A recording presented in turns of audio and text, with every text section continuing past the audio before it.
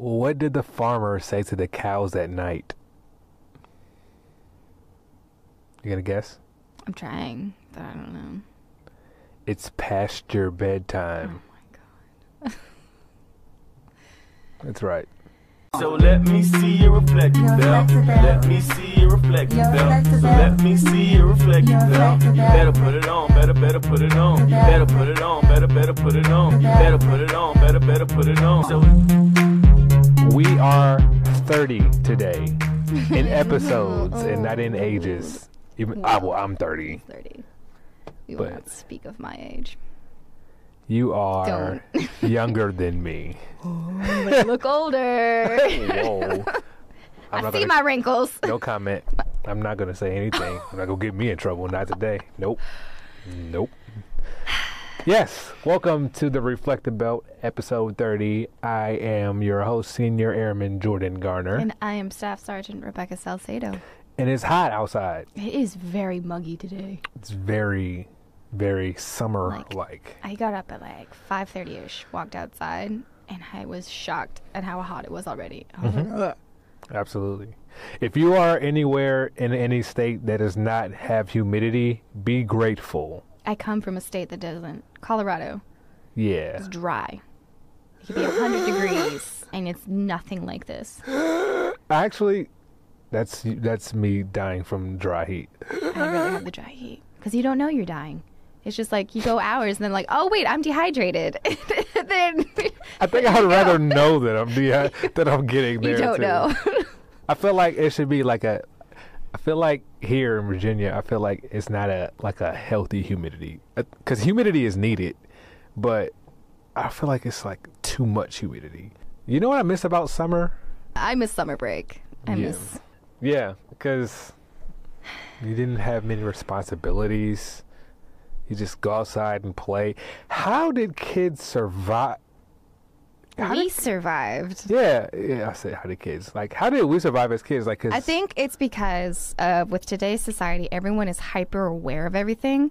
Back when we were growing up, there wasn't the social media. There wasn't as much, everyone knew everything that was happening around the world. Yeah. So people didn't really know the dangers, and they weren't as worried about it. I just remember being outside literally all day. Yeah, we were too. All day. From sun up to sundown, and just you run inside and maybe for get some water. Nope, not even that, because we had the water hoses on the side of the house. We did. I forgot about that. Yeah, now you drink tap water from a water fountain now. We both grew up in Ohio. Yeah, fun fact. Something no one needs to know about me. But now the world does. Anyways. Yeah. So we got to talk to we got to talk to some firefighters, as you know this, but we didn't spoil, wow, my brain, what they said about cats, but know that question is coming. Because it's the most important question in the universe. The whole universe. They're going to give you guys some great summer tips. Safety tips. Yes, they're going to give you summer safety tips. Things that, of course, everyone always talks about, but also going to talk about some things that no one really thinks about, like humidity and how it affects us and what we should do to prepare our bodies for humidity. That's one of the many topics that we talk about, and we can go to it right now. Welcome to our summer safety podcast. We are doing this actually from the Langley Fire Station. Yeah, a little different location. I'm going to let these gentlemen introduce themselves, and we're going to get started. So we'll start with you, Sergeant Cancel. How you guys doing? I'm Sergeant Cancel. I've been here since 2013, first duty station. So I'm pretty familiar with the stuff we're going to talk about today pertaining to safety and all. Okay. Good morning, everyone. My name is Senior Airman Wagner. I'm a driver-operator here at Langley. I've been here going on 3 years, first duty station as well.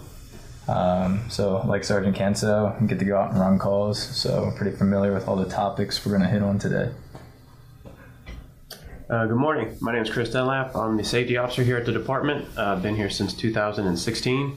I've been a member of the fire service since 1995, so been on a few emergencies. Been around a little while. Awesome. So we got a great deal of experience. So these questions should be easy to you guys. All right. So I want to start off first by asking, what do you guys respond to the most when it comes to summer? What are the emergencies you guys respond to the most?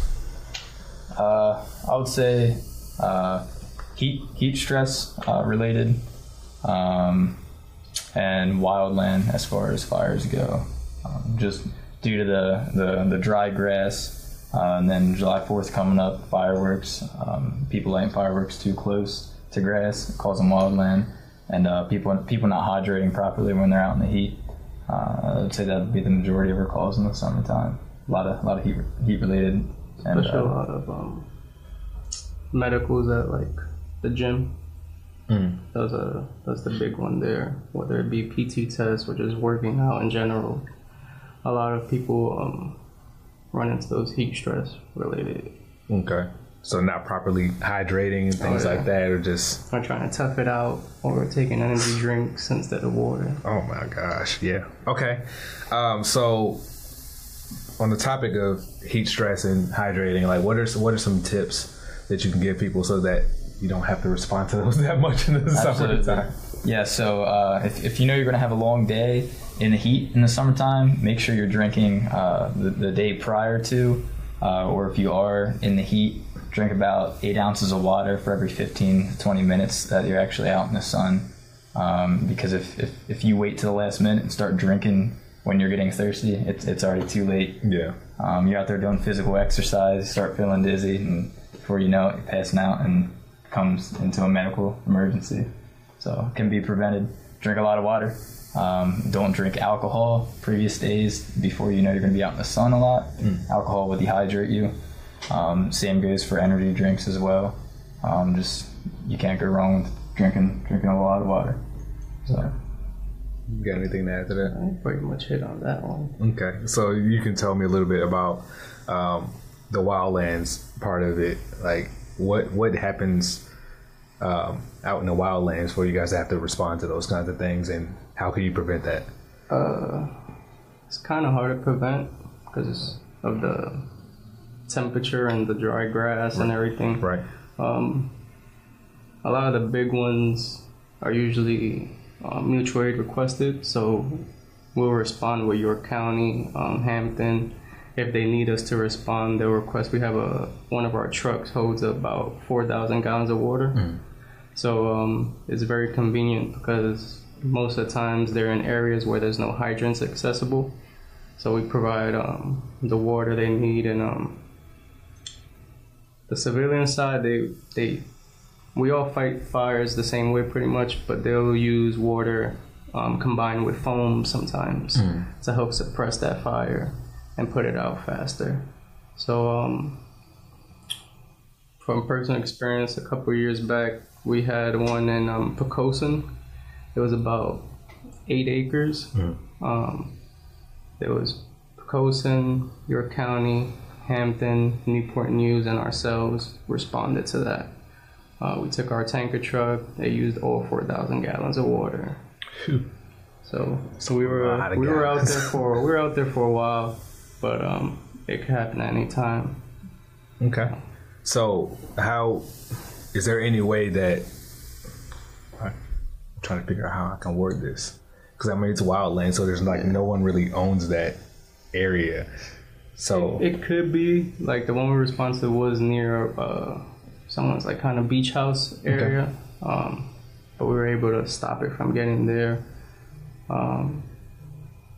It's kind of hard to say how to prevent them. It just even just like prepare better. I guess you can say. I don't know. Would you have any idea, Mr. Conlon?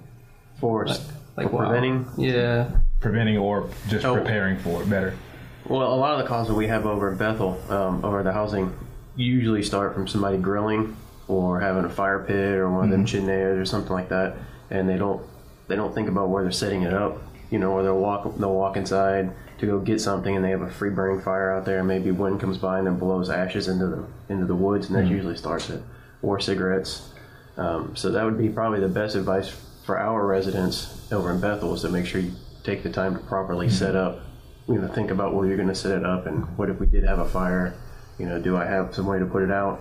Because we respond to a bunch of issues in the housing area every summer. Yeah, especially during July 4th time of year, the fireworks come out, the grills come out, bonfires at night. So like Mr. Dunlap said, a lot of wildlands do start from those people doing the grilling and the fireworks and stuff like that. So if you're going to grill, just keep it away from a structure. Have a hose nearby. That way, if something does get out of control, you can put it out quickly.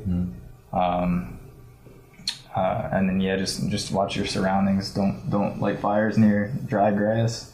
Don't throw burnt fireworks out near dry stuff. Little things like that can prevent a pretty big emergency. Okay. So make sure you keep your grills and everything like that at least 10 feet from the home. But with that, also paying attention to the surroundings. So just because you're 10 feet away doesn't mean you don't have other exposures that you can catch on fire. Gotcha. Okay. Let's talk about this fireworks. Mr. Dunlap, you have the most experience in this room. So can you tell me a little bit, what is the craziest fireworks call that you've gotten or had to respond to? Well, when it comes to responses for stuff like that, usually if it's a medical response, it's not going to be a fun response. Right. So usually, I'd seen a couple of times before where parents had bought fireworks and stuff like that. And the kids were playing with it unsupervised, so you end up with burns. Children don't realize they run around with the sparklers and stuff like that. They don't realize how hot they are, fooling around. Those things get up to like 1,200 degrees, so you can get a 3rd-degree burn from a sparkler. A lot of people don't realize that because little children usually are the ones playing with them. So burns, not fireworks, but like firecrackers and cherry bombs and stuff like that.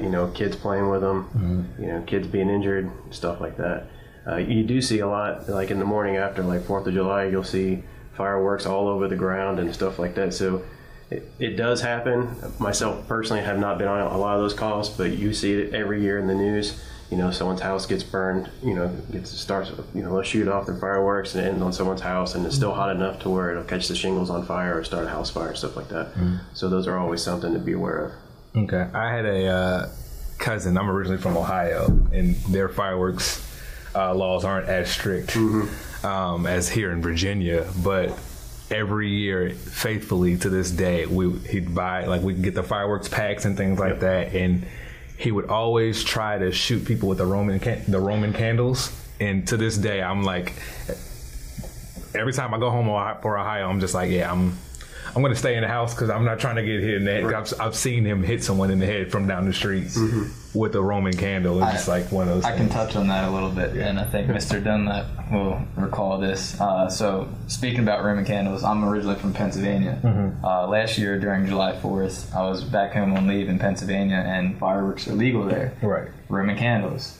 So I was at a family gathering, and someone was shooting off Roman candles.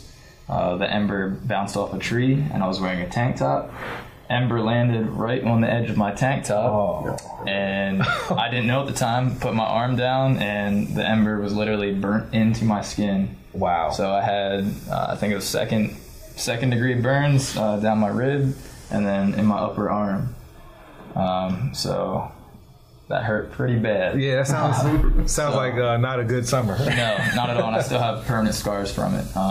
So if you are around that area in a state that it legalizes fireworks like that, just wear long sleeves, maybe no tank tops, just in case things like that happen.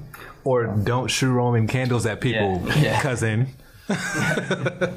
Let's see.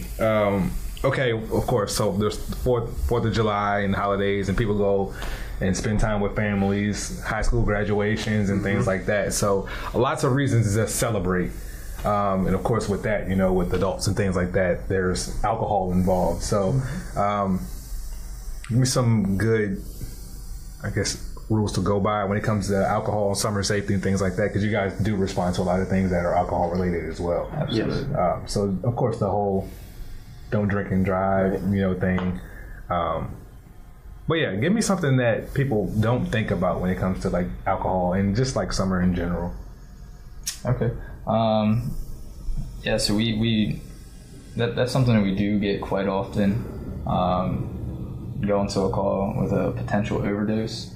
And then, usually when we get on there and it's alcohol related, by that point when we're getting called, it's a bad time for calling us for alcohol. So a lot of people don't monitor how much they drink. And going back to the hydration thing, they're not drinking water throughout the day, or they haven't drank nothing but energy drinks days prior, and then they have a long night of drinking.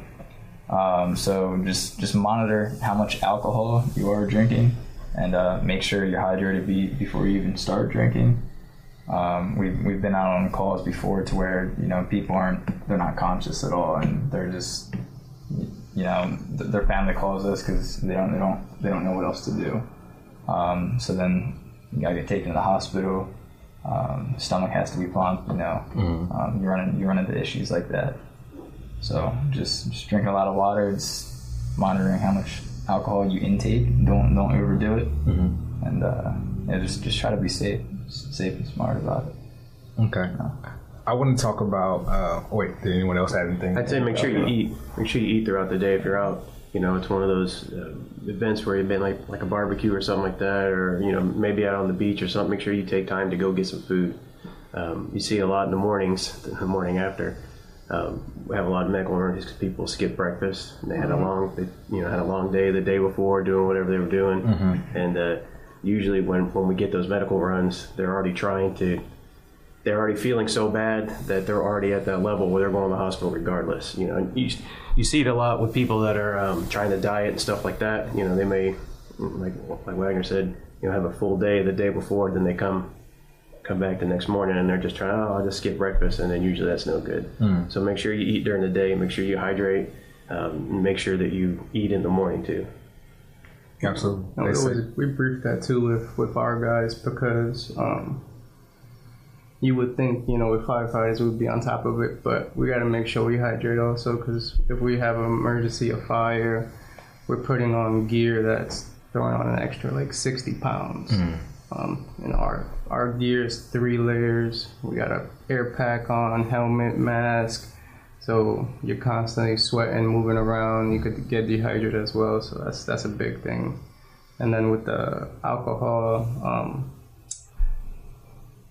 people enjoy drinking, but they don't pay attention to how hot the day is, how much they're sweating, how much water they've drank. So when you get in those social events, sometimes you get caught in the peer pressure, I guess you could say. So they just really don't pay attention, and then they could go from a simple, minor heat-related incident to a severe one.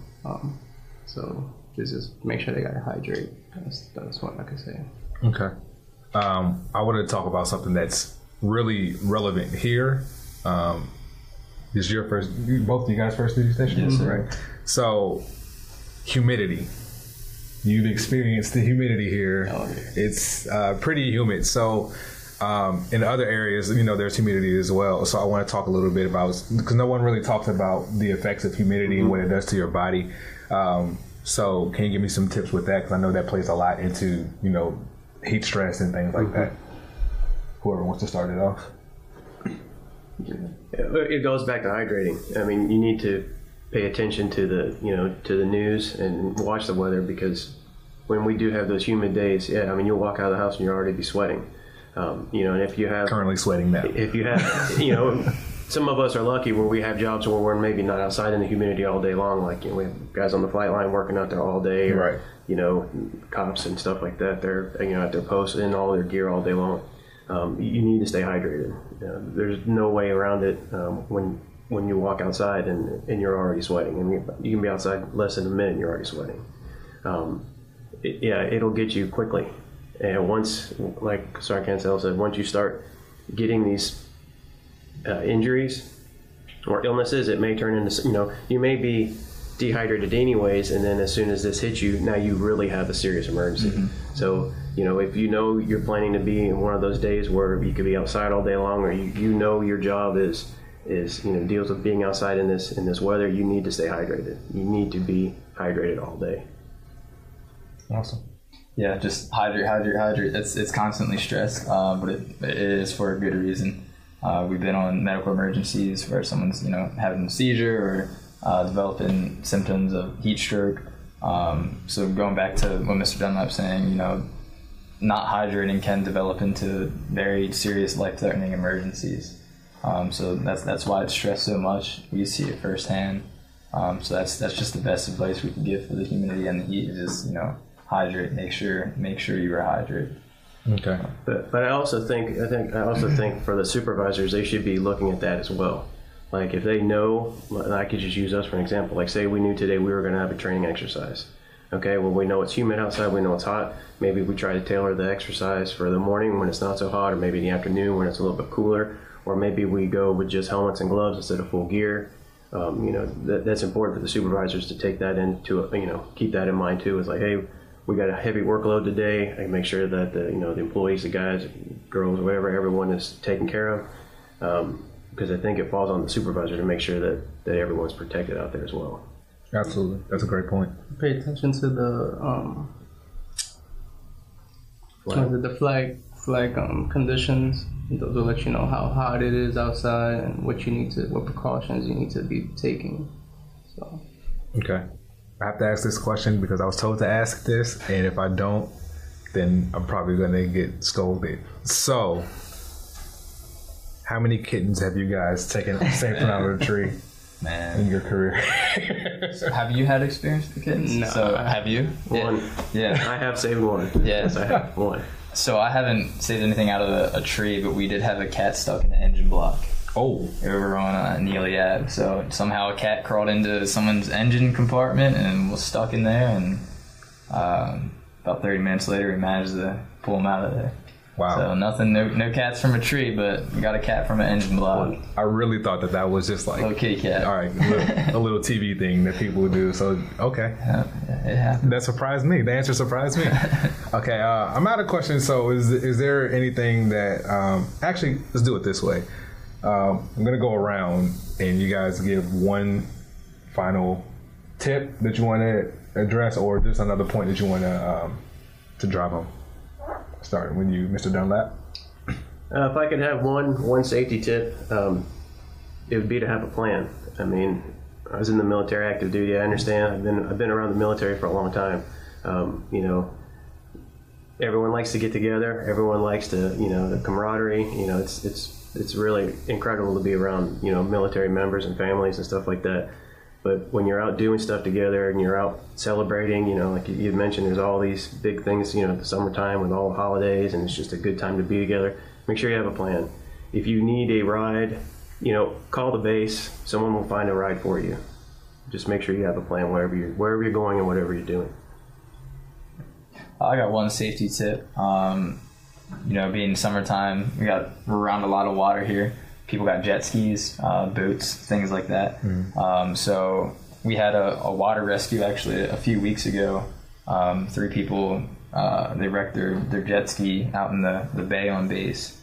And luckily they had a cell phone with them and were able to call us, and we had our rescue boat go out there and pick them up. So I'd just say if you're going out in like a jet ski or a watercraft, have some type of waterproof pouch that you're able to put your phone in. And then also let people know where you're going. That way people know where you're at and how long you're going to be gone. But yeah, it's essential that you have a way to contact people while you're out on the water, because sometimes people aren't around and give that call for you. So if you do find yourself in an emergency on the water, you're able to pull your phone out and call for help. So okay, awesome. All right, bring us home. Yeah, I guess one of my tips would be, aside from hydrating, is make sure you take all the precautions when you're going out. So you gotta think about sunburn as well. If you're in the heat, you're more likely to get sunburn. So whether it be going in the shade, putting on sunscreen, just take care of yourself. A lot of stuff is preventable.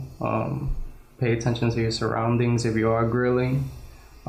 If you're having a little bonfire or anything like that, just be aware of your surroundings. So. Awesome. Well, I want to thank you, gentlemen, for agreeing to talk to us about this. I hope you guys got some good points, some good summer safety tips that could prepare you a little bit better for especially humidity wherever you are. But yeah, so thank you again for tuning in, and we're going to go back to the podcast room. Firemen, gotta love them. Well, it was a great interview.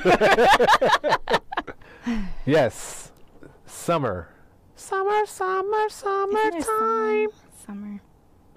We're cool for the summer. Oh, it is June, so that one kind of works. Yeah. Yeah. What else? What other summer songs? Comment your favorite summer song or songs you'd like to play in the summer. You know what my favorite summer song is? Not many people will know it unless you were in my Instagram stories as of last week. But it's Summer Nights by Lil Rob. I do not know the song. You know, the more like fights and stuff happen when in the summer though, because heat gets people agitated. Mm-hmm. Yeah. I can see that. Yeah. Some more fights and I get very stuff. irritable and like it just drains me. Like being in the sun drains me. So yeah, stay inside. Don't enjoy summer at all. No. No, we're don't, not. Don't stay inside. Get outside. Enjoy it.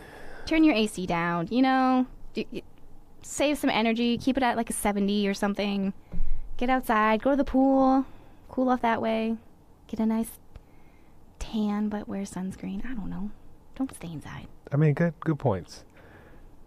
But you can't get heat stress if you don't go outside. But yes, thank you for tuning in to our ridiculous antics on this. Like, follow, subscribe. Yes, like, follow, subscribe. Don't forget to comment if you're from Ohio, OH.